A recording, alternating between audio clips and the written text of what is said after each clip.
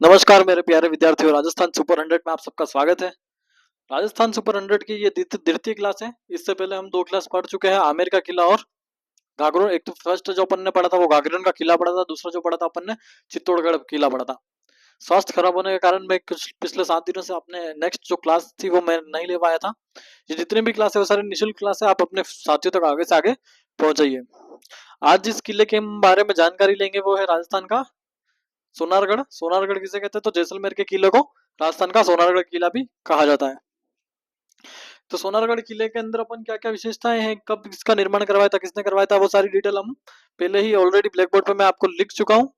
और इससे पहले जो अपन ने वीडियो बनाई थी वो काफी लेंथी वीडियो हो चुकी थी, क्योंकि इतना लंबा वीडियो अपन को बनाना नहीं है।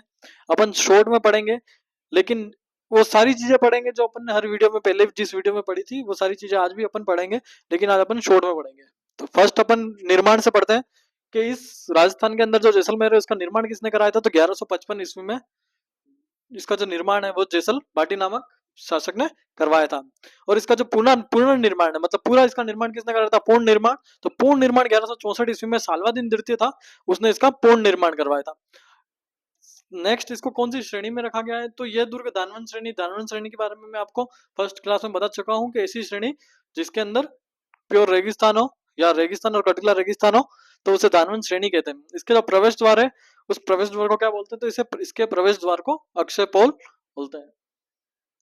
अब इसके उपनाम कौन कौन से, तो रेगिस्तान का गुलाब भी कहते हैं इसे राजस्थान का अंडमान कहते हैं, इसे सोनारगढ़ कहते हैं, इसे जैसल जैसल किला भी बोलते हैं या जैसानगढ़ भी बोलते हैं, इसे गोहरागढ़ भी कहा जाता है।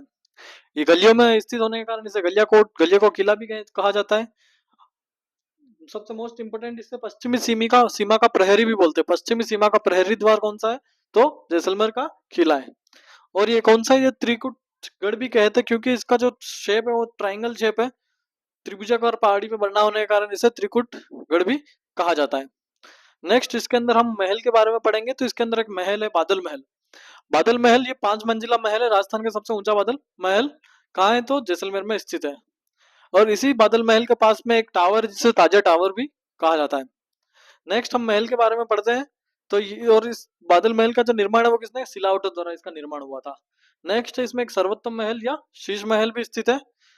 गजविलास महल भी इसी दुर्ग में स्थित है और जवाहर विलास महल भी इसी दुर्ग में स्थित है। तो कौन कौन सा, एक तो बादल महल है, गजविलास है, जवाहर विलास है, और एक सर्वोत्तम या शीश महल स्थित है। आप देखिए जैसलमेर के अंदर, जैसे इस किले के अंदर सोनारगढ़ किले में इसके पास में एक झील है, उस झील का नाम क्या है, गढ़सी सर या गढ़सी झील भी कहते हैं। इसी दुर्ग की जो छत है वो किसकी बनी है, तो लकड़ी की बनी हुई है। छत कैसी बनी हुई है, लकड़ी की बनी हुई है। परकोटा कैसा है, तो घाघरे नुमा परकोटा है। घाघरे नुमा परकोटा कैसा है, तो आपने देखा होगा कि जो दुर्ग है वो, इसके जो परकोट है वो इस टाइप के है, तो इस कारण इसे क्या बोलते हैं, घाघरे नुमा परकोटा है। 2009 में 5 रुपए का इस पर डाक टिकट जारी हुआ था। ये इंपॉर्टेंट क्वेश्चन है, 2009 में इसमें 5 रुपए का डाक टिकट जारी हुआ था। इस पे एक पिक्चर भी बनी थी जो सत्यजीत रे ने बनी थी, और कौन सा बनाई थी, तो सोनार किला नामक मूवी इस पे बनी हुई थी। इस दुर्ग में चूना और पत्थर का इस्तेमाल नहीं किया गया था, क्योंकि जैसलमेर के अंदर पानी की बहुत कमी होने के कारण यहाँ पे चूना और पत्थर, क्योंकि चूना बहुत ज्यादा पानी पीता है, तो इस कारण यहाँ पे चूना और पत्थर का इस्तेमाल बिल्कुल भी नहीं किया गया था। चूना और पत्थर का इस्तेमाल क्या नहीं करा करा था, बिल्कुल नहीं किया गया था। और इसमें जो प्रयोग था वो किसका करा था, जिप्सम का प्रयोग करा था, और पत्थर के अंदर पत्थर फंसा के इसको बनाया गया था। इसी पे एक कहावत है कि पानी जटे पाताल में नारी नैना कोर, कि जैसलमेर के अंदर पानी जहाँ पाताल में दिखता है, या तो पाताल में दिखेगा उसके पानी जैसलमेर के अंदर, या फिर किसी नारी के नैनों में पानी दिखेगा। नेक्स्ट, ये सर्वाधिक बुर्जों वाला दुर्ग है। इसमें कितने 99 बुर्ज है। इस कारण इसे सोनारगढ़ का किला कहते हैं, क्योंकि सर्वाधिक बुर्ज होने के कारण भी पीले पत्थरों से निर्मित है, सबसे ज्यादा चमकदार है। चमकदार इसलिए पीले पत्थर होने के कारण ये कैसे चमकता है, तो सोने जैसा चमकता है। और इसके बारे में जो अधिक जानकारी वो अपन नेक्स्ट पढ़ते रहेंगे, एक बार आप इसको नोट डाउन कर लीजिए।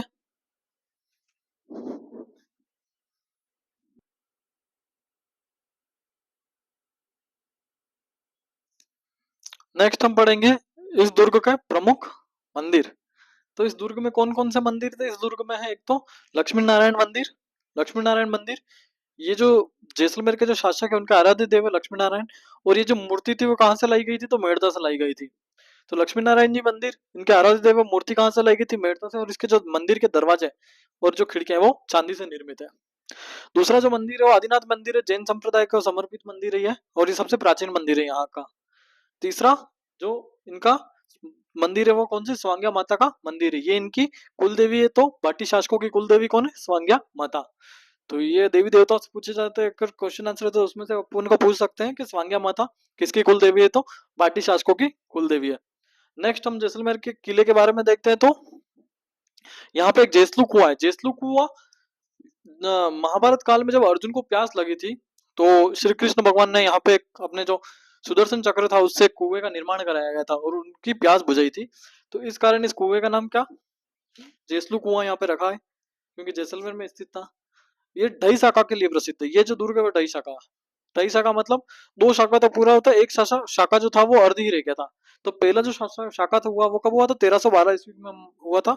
और किनके मध्य हुआ, तो आक्रमणकारी अलाउद्दीन खिलजी था, और इधर कौन थे, तो इधर इधर मूलराज द्वितीय थे। अलाउद्दीन खिलजी इसमें विजय रहे थे। दूसरा शाखा कौन था इसमें, मध्य, किनके मध्य हुआ था, तो ये दूधा और फिरोज शाह तुगलक, तुगलक जो था वो विजय रहा इसमें। तीसरा शाखा जो अर्ध शाखा रह गया था, राव लूणकर्ण और कंधार का शासक था आमिर अली, इनके मध्य। तो इसमें जो केसरिया कर था वो किसने करा था, राव लूणकर्ण ने केसरिया करा था। इसमें जोड़ नहीं हुआ था, इस कारण इसे अर्ध शाखा कहा जाता है। इसी दुर्ग के बारे में एक अबुल फजल का कथन था। राजस्थान आए और अबुल फजल ना आए, ऐसा हो सकता है क्या, नहीं होगा। तो इस अबुल फजल ने एक कथन दिया था कि घोड़ा कीजिए काठ का, अर्थात जो घुटने हैं वो लकड़ी के करे, पग कीजिए पाषाण, पैर जो है वो पत्थरों के करे, शरीर राखे बख्तरबंद, अच्छा अर्थात पूरा शरीर जो है वो किसका होना चाहिए, लोहे का होना चाहिए। तब जाके अपन कहाँ पहुंचेंगे, जैसाण पहुंचेंगे। तो अकबर ने भेजा होगा अबुल फजल को कि भाई जाओ एक बार सोनरगढ़ किले के बारे में पता करके आओ, जैसलमेर के बारे में।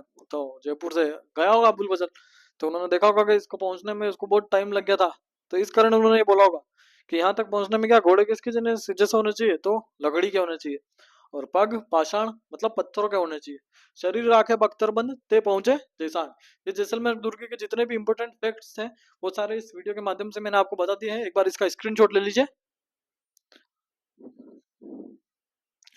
नेक्स्ट हम किसी अन्य किले के बारे में अगली क्लास में पढ़ेंगे।